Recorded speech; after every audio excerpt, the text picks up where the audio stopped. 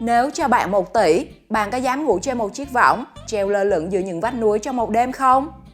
Khách sạn luôn là nơi dừng chân khi bạn du lịch đến bất cứ đâu. Thế nhưng khác xa với những mô hình khách sạn truyền thống, các khách sạn ngày nay rất chú trọng vào trải nghiệm của du khách. Vì thế mà rất nhiều mô hình độc lạ đã được xây dựng nên. Tuy nhiên, có nhiều mô hình khách sạn sẽ khiến bạn rùng mình không bao giờ dám ở, bởi nó có thể là một khách sạn treo leo ở vách núi, hay nằm sâu ở lòng đất hay đáy đại dương. Vậy đâu là khách sạn đáng sợ nhất? Hãy cùng Thế giới hôm nay tìm hiểu ngay về 10 khách sạn nguy hiểm mà có cho tiền tỷ cũng không ai dám ở.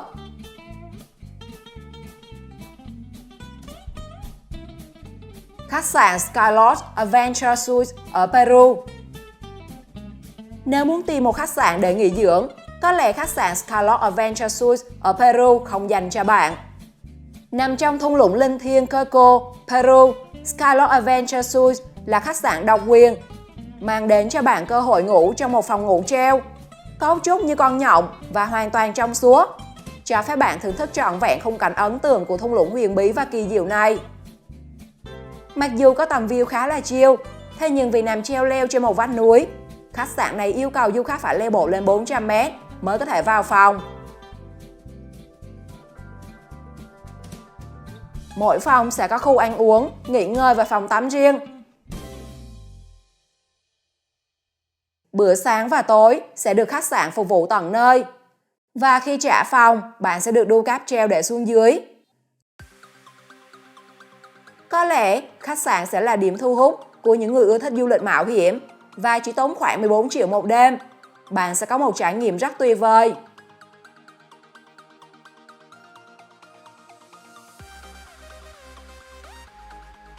Khách sạn La Casa NLE. La Casa NLE nghĩa là ngôi nhà trên không trong tiếng Tây Ban Nha, là một nơi nghỉ chân độc đáo cách mặt đất khoảng 30 m ở vùng núi Colombia. Được xây dựng chủ yếu bằng gỗ và có mái thiết. Nó được giữ cố định bằng một số dây thép nối với vách đá và được đỡ bằng một cột gỗ dài cũng đặt vào vách đá. Nó đứng cách mặt đất khoảng 20 m, ở độ cao khoảng 2.500 m so với mực nước biển. Nó được kết nối với một dây cáp trông ổn định hơn thông qua một cây cầu treo dọc theo vách đá.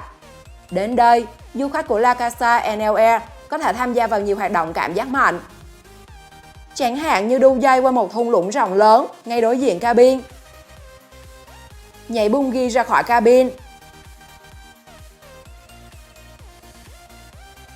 đặc biệt là qua đêm trên vòng treo dây cáp thép phía trên sườn núi. Mỗi người một chiếc võng, họ sẽ nằm chơi vơi giữa khoảng không, và bên dưới không hề có lưới bảo vệ, sơ sẩy là tai nạn ngay. Nếu là bạn có dám trải nghiệm phòng ngủ mới lạ này? Chia sẻ cho mọi người biết dưới phần bình luận nhé! Khách sạn ngàn sao Noonstone Hotel. Tại khách sạn Noonstone có nghĩa là không sao, bạn sẽ không tìm thấy gì ngoài một chiếc giường nép mình giữa thiên nhiên trên một ngọn núi Thụy Sĩ. Đây là một dự án được lên ý tưởng bởi hai anh em song sinh Frank Patrick Rickling và đối tác Daniel Charbonnier. Khách sạn Noonstone nhằm mục đích phá vỡ cách tiếp truyền thống lâu đời đối với lòng hiếu khách của một đất nước nổi tiếng với các khu nghỉ dưỡng sang trọng trên núi và ven hồ như Thụy Sĩ. Không có tường, trần và cửa. Khi bạn nhận phòng khách sạn ở độ cao 3.937 feet ở phía đông dãy núi Alps, tất cả những gì bạn nhận được là một chiếc giường đôi, một vài chiếc bàn cạnh giường ngủ có đèn ngủ và tầm nhìn không bị cản trở ra dãy núi Alps của Thụy Sĩ. Tại khách sạn Noonstone, dịch vụ phòng được phục vụ dưới hình thức những người nông dân địa phương đeo nơ, đeo găng tay trắng và đi ủng bảo hộ lao động. Nếu có nhu cầu vệ sinh, họ có một nhà tắm công cộng cách đó 10 phút đi bộ. Và trong tình huống có giả thú xuất hiện, bạn sẽ phải tự mình đối mặt với nó. Trong khi các khách sạn sang trọng cố gắng đạt được nhiều chất lượng sao nhất, thì khách sạn Noonstone tự hào vì không có. Vì với họ, ngôi sao duy nhất ở đây là bạn.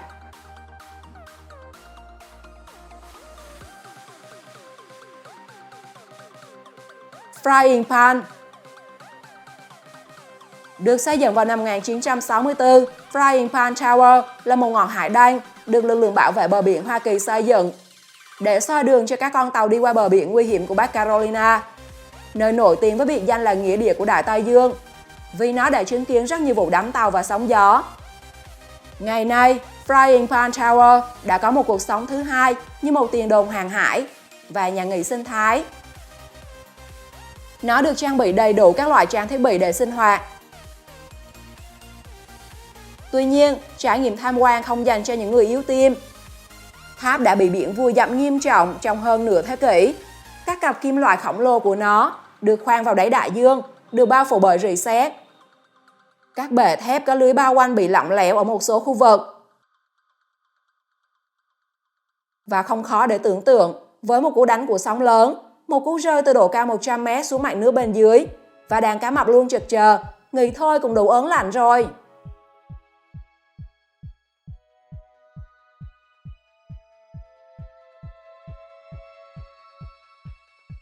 Khách sạn Chú Hề Cloud Motel.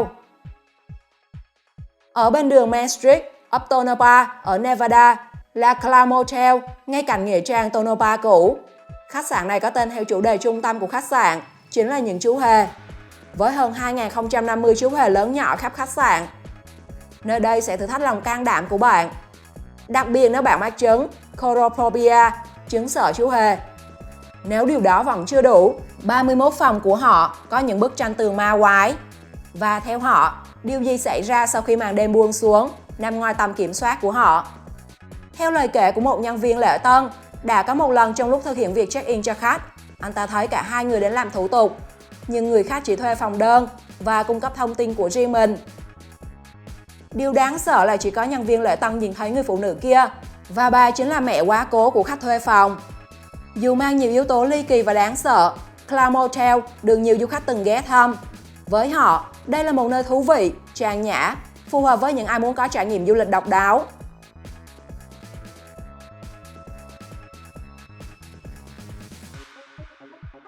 Dennis Lodge. Dennis Lodge được biết đến với nhiều biệt danh như một trong những nhà nghỉ cô đơn nhất thế giới hay nơi hẻo lánh nhất nước Anh, nhờ vị trí địa lý tách biệt với phần còn lại của Scotland. Căn nhà có phòng khách, phòng ăn với không gian mở, phòng sửa và nhà bếp với đầy đủ tiện nghi, 2 phòng tắm lớn, 2 nhà vệ sinh. Trong đại dịch Covid, Dennis Lodge trở thành ngôi sao sáng, thu hút khách du lịch nhờ vị trí địa lý xa xôi, hẻo lánh. Nét giản dị trong thiết kế của ngôi nhà, cảnh quan thiên nhiên và xa cách xã hội giúp bạn thoát khỏi ồn ào của phố xá. Bạn thậm chí còn phải đi bộ lên đỉnh đồi để có thể bắt sóng di động. Khách sạn Faranda Grand. Khách sạn Faranda Grand là một trải nghiệm tuyệt vời và chỉ có một lần trong đời. Đừng mong đợi một khách sạn chính thống. Đó là một cần cẩu, một cần trục cảng hoành tráng. Ẩn bên trong là 3 căn phòng 5 sao sang trọng, Free Spirit, Secret và Mystic. Dãy đầu tiên lấy chủ đề về bến cảng và ngành công nghiệp của Amsterdam, cũng như tầm nhìn từ độ cao 35 m. Tiếp theo, Secret là một căn phòng theo chủ đề phương Đông đầy màu sắc, với lối trang trí tuyệt đẹp và tầm nhìn từ độ cao 40 m trên không. Phòng cuối cùng nằm ở độ cao 45 m so với mặt đất và là phòng theo chủ đề phương Đông hiện đại, với tông màu tối đậm và đồ nội thất trang nhã. Theo giá mới nhất, cho một đêm tại đây, bạn sẽ phải chi trả ít nhất 30 triệu cho một đêm.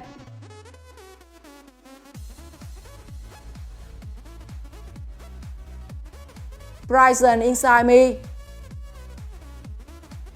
Thay vì đến những khách sạn xa hoa, lộng lẫy để thư giãn, giới trẻ Hàn Quốc đang có xu hướng ghé thăm nhà tù Brighton Inside Me để giải tỏa căng thẳng. Theo đó, khách sạn đặc biệt này tọa lạc tại vùng nông thôn Hongcheon, ngoại ô Seoul. Đến đây, khách sẽ hóa vai thành các tù nhân, im lặng hoàn toàn và sống tách biệt với thế giới bên ngoài trong vòng 24 giờ. Tù nhân sẽ không được sử dụng bất kỳ thiết bị điện tử nào để kết nối với bên ngoài. Mỗi người sẽ được nhận nhu yếu phẩm như đồng phục tù, thảm ngủ, một bộ pha trà. Mỗi phòng giam chỉ vỏn vẹn 5 m² và được trang bị những vật dụng cần thiết. Các phòng có nhà vệ sinh riêng nhưng không có gương. Những bữa ăn tối thiểu được phục vụ cho những tù nhân này thông qua một khe cửa giống như một nhà tù thực sự. Đối với bữa sáng, họ phục vụ cháo gạo, khoai lang hấp và chua lách cho bữa tối.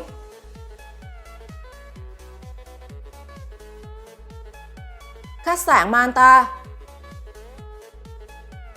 Chỗ ở dưới nước dường như đã trở thành xu hướng của các khách sạn trong những năm gần đây.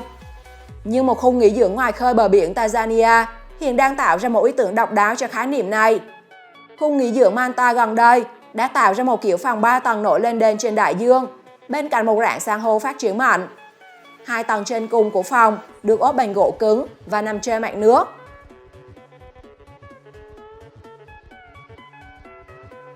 Trong khi phòng ngủ chính chìm dưới đáy đại dương để ngắm nhìn trọn vẹn cuộc sống biển bên dưới. Mỗi cửa sổ thậm chí còn có đèn chiếu dưới nước ở bên ngoài để thu hút và chiếu sáng các sinh vật biển gần đó vào ban đêm. Vì vậy, du khách có thể ngắm nhìn chúng khi chúng chìm vào giấc ngủ. Để căn phòng không bị sóng đánh mà trôi luôn ra ngoài khơi, resort đã thiết kế để các phòng được giữ cố định bằng một số dây neo dẫn xuống đáy đại dương.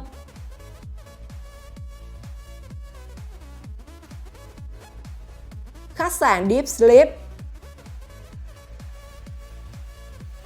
Ngủ trên mặt đất, trên biển, trên vách núi chưa đủ, nay bạn còn có cả sự lựa chọn cho một giấc ngủ sâu dưới lòng đất. Vào tháng 4 năm 2023, họ đã khai trương khách sạn dưới lòng đất sâu nhất hành tinh, nằm ở độ sâu 400 m, với 4 cabin riêng, 2 giường và một phòng grotto lãng mạn với một giường đôi. Để đến được Deep Sleep, người ta phải đi qua một mỏ đá phiến thời Victoria bị bỏ hoang. Khách sạn chỉ mở mỗi tuần một lần, từ tối thứ Bảy đến sáng Chủ nhật. Tuy nhiên, hành trình đến khách sạn không hề dễ dàng. Nó bắt đầu lúc 5 giờ chiều tại căn cứ Tani Cristo gần Belano, Fleetwood. Sau đó, đi bộ 45 phút đến núi. Ở phía trên, trưởng nhóm cung cấp cho du khách một bộ dụng cụ. Nó có mũ bảo hiểm, đèn, dây nịt và ủng. Con đường từ đỉnh núi đến đích rất dốc và đầy khó khăn. Tuy nhiên, đây cũng là thử thách trải nghiệm thú vị của du khách khi đến đây.